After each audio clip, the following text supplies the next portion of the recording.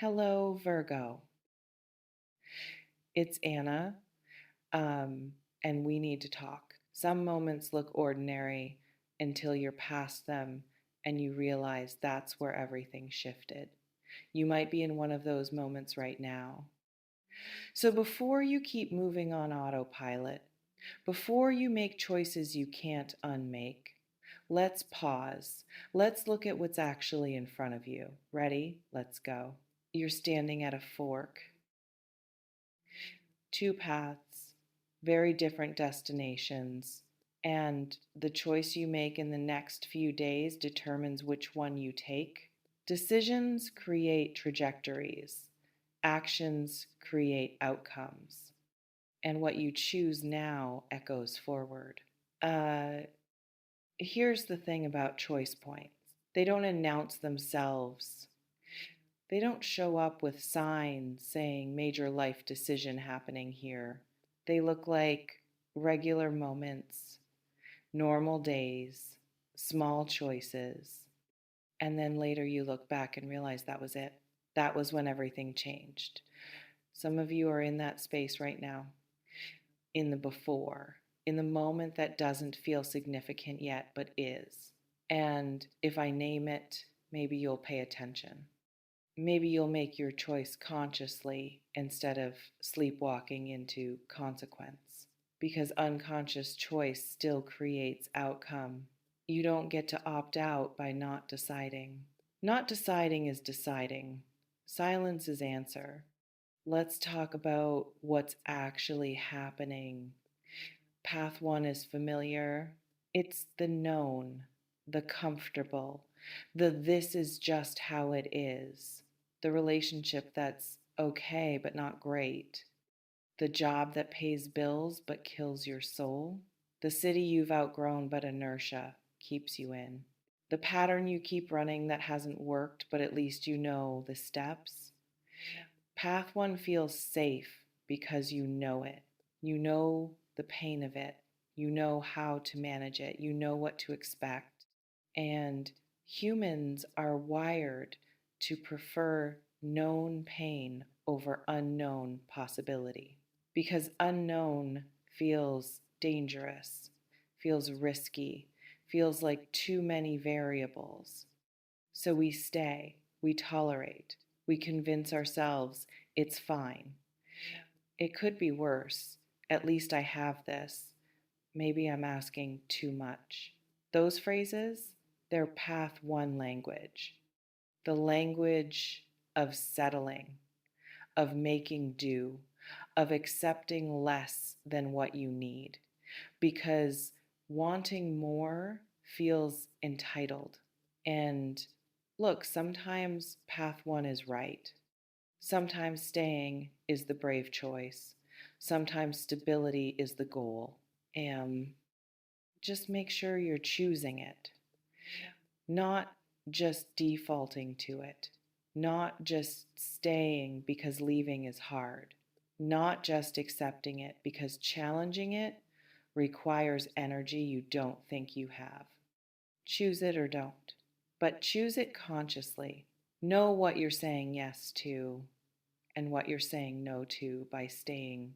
Because path one has costs too. They're just quieter, slower, easier to ignore. Path two is unknown. It's the leap, the risk, the I don't know how this will go, but I can't stay here. The conversation you've been avoiding because once you have it, you can't unknow what gets said. The application you've been putting off because what if you fail? Or worse, what if you succeed and your whole life has to change? The boundary you've been scared to set because what if they leave? What if they can't handle it? Path two requires something path one doesn't, faith. Not religious faith, just basic trust in your ability to navigate unknown. Trust that you'll figure it out, that you're capable, that the other side of fear isn't catastrophe, it's just different. And different is what you need, even if different is scary. Because here's what's true, you're not the same person you were a year ago, 6 months ago, even a month ago.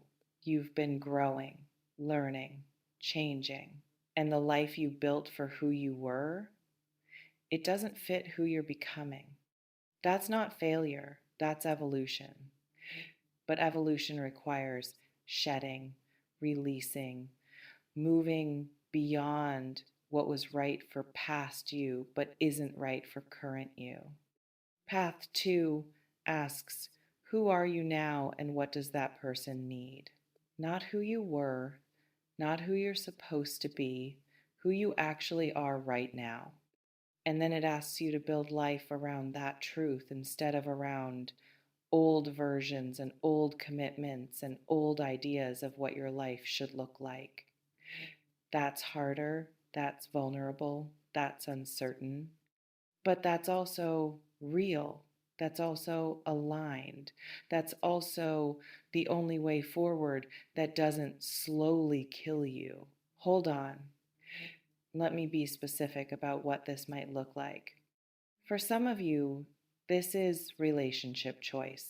Stay or go, fight for it or release it, keep trying or admit it's not working.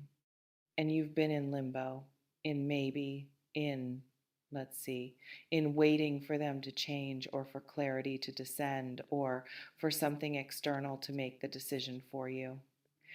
But nothing external is coming. You have to decide. And the next few days, something's going to surface that forces the decision. A conversation, a realization, a final straw moment where you can't pretend anymore. And you're going to have to choose. Path 1, stay, try again. Hope this time is different. Invest more energy into something that hasn't worked despite all the energy you've already given. Path 2, walk. Acknowledge it's not working, grieve what you hoped it would be, and accept what it actually is. Let go of potential and deal with reality. Neither is wrong, both are hard. But one keeps you in known suffering. One moves you toward unknown possibility. Which one serves your actual growth? Not your comfort, your growth. That's the question to sit with. For others, this is career choice. Stay in the job that's draining you because it's stable, or make a move that's risky but aligned. And you've been telling yourself, not yet, not ready, not the right time. But there's never a right time. There's only now and later. And later is just now with more regret attached. Something's about to happen at work, a conversation with leadership, an offer from elsewhere, a breaking point where the cost of staying becomes unbearable. And you're going to see clearly what you've been avoiding seeing, that you've outgrown this, that you're capable of more, that playing small is protecting you from failure but also from success. And you'll have to choose. Path 1, stay, keep collecting the check, keep telling yourself it's fine. Keep dying slowly in a role that doesn't challenge or fulfill you. Path 2, move. Even if you don't have all the answers, even if the next thing isn't perfect, just move toward challenge, toward growth, toward something that requires you to expand instead of shrink. No right answer, just honest question. What does your future self need from present you right now? For others, this is about self-honesty, about finally admitting something you've been hiding from, that you're not happy, that you're not okay, that the image you project doesn't match the reality you're living, that you need help, that you can't do this alone, that the mask is suffocating. And something in the next few days is going to crack the facade. Someone's going to ask, are you okay? And instead of the automatic, I'm fine, something true might come out. or you're going to have a moment alone where the performance drops and you see yourself clearly. And you're going to have to decide what to do with that clarity. Path one, rebuild the mask, stuff it down, keep performing, tell yourself you're handling it. Path two, tell the truth, ask for help, admit you're struggling, let people see you without the armor. That's terrifying, that's vulnerable, that feels like weakness. It's not, it's strength, it's courage, it's the beginning of actual healing instead of ongoing management. But it requires letting go of control, of image, of the illusion you've built that everything's fine. Which do you choose, performance or honesty? Both have consequences. One keeps you sick, one starts healing. Around Friday, something clarifying happens. Information arrives, situation reaches a point, pressure builds to where decision becomes unavoidable. Could be Thursday, could be Saturday, could be next week. The specific day isn't the point. The timing window is. You're in it, in the compression, in the moment before things shift. And shift is coming whether you initiate it or it initiates you. So the question is, do you want to be active or passive in this? Active looks like making the hard choice before circumstance forces it, having the conversation before the blow up, taking the leap before you're pushed, speaking truth before you're caught in lie. That's agency. That's power. That's choosing your timing instead of being subject to someone else's. Passive looks like waiting, avoiding, hoping it resolves itself or goes away or becomes someone else's responsibility. And sometimes that works. Sometimes problems do resolve without intervention. But usually, avoidance just delays inevitable and makes it messier when it finally arrives.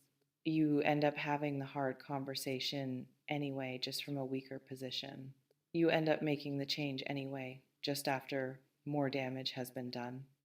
You end up facing the truth anyway, just after you've lost more time pretending. So why wait? Why give away your agency? Why let circumstance choose for you? Choose for yourself while you still can, while the window's open. Hold on.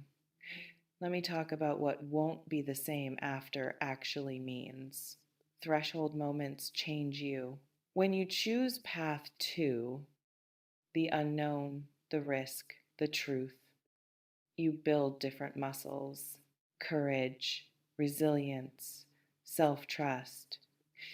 You prove to yourself that you can handle hard things, that you can survive discomfort, that you can navigate uncertainty. And once you know that, you can't unknow it. You become someone who takes risks, who speaks truth, who chooses growth over comfort. That person is different from who you were before the choice. That person has different possibilities available. That person makes different decisions going forward. So, no, you won't be the same after, because growth changes you. And you're either growing or dying. Stagnation isn't actually an option, it just looks like one. What if you choose path one, though? What if you stay? Then you're the same, which is the problem, because everything around you keeps moving, keeps changing, keeps evolving. And you staying the same while everything else changes means you fall behind. You become irrelevant in your own life, a character in someone else's story, watching instead of participating, existing instead of living. You know who you are. You know you've been coasting, playing safe, avoiding the thing, and it's not sustainable. It never was. Something's gotta give. Better you choose what gives than wait for collapse. That's all. Choose your hard. Because both paths are hard, just different kinds of hard. Between now and the weekend, create space for honest reflection, not distraction, not numbing, actual sitting with yourself and asking hard questions. What am I avoiding? What am I scared of? What do I know needs to change that I'm pretending doesn't? Write it down. Don't just think about it, write it. Writing makes it real, makes it external, makes it harder to deny.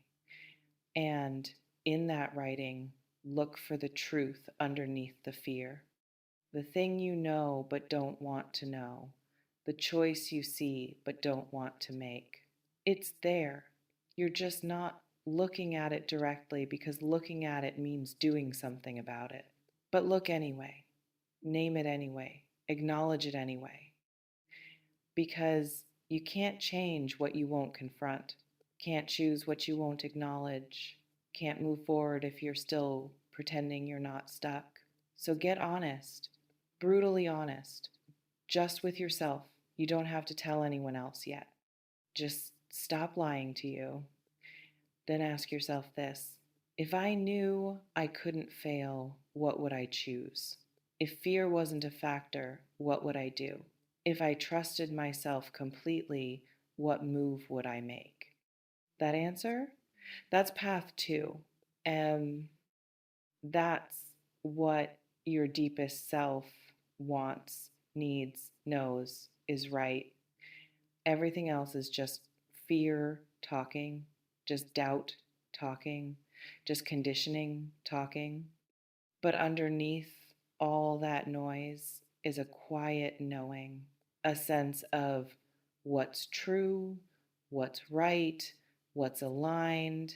Listen for that voice. Trust that voice, even if it scares you, especially if it scares you, because growth lives on the other side of fear, and you're ready for growth. Even if you don't feel ready, ready is a feeling that comes after action, not before it. Look, this is yours, your life, your path, your decision. What I can do is illuminate that you're at a choice point, that you have agency here, that doing nothing is still doing something, and that the next few days hold weight, hold possibility, hold consequence. Don't sleepwalk through them. Don't avoid.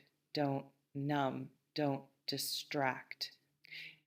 Show up, pay attention, make conscious choice, even if that choice is hard, even if it's scary, even if you're not sure. Choose something actively, intentionally, powerfully, and whatever you choose, own it fully. Don't choose and then second guess. Don't commit and then waffle. Choose and move, choose and trust, choose and see it through. That's integrity, that's strength, that's how you build a life you're proud of. Through committed choices, through showing up for what you decided even when it gets hard. Especially when it gets hard. You've got this. You're stronger than you think, braver than you feel, more capable than you know, and whatever path you choose, you'll navigate it because you always do, because you're still here, because you're resilient like that. And so trust yourself, trust your knowing, trust your capacity, and make the choice that serves who you're becoming, not who you were, who you're becoming. That person deserves your courage. Give it to them, starting now. Take what lands, apply what serves, and choose powerfully. The next version of your life is waiting, but you have to choose it first. Nobody else can do that for you. Your move. Make it count.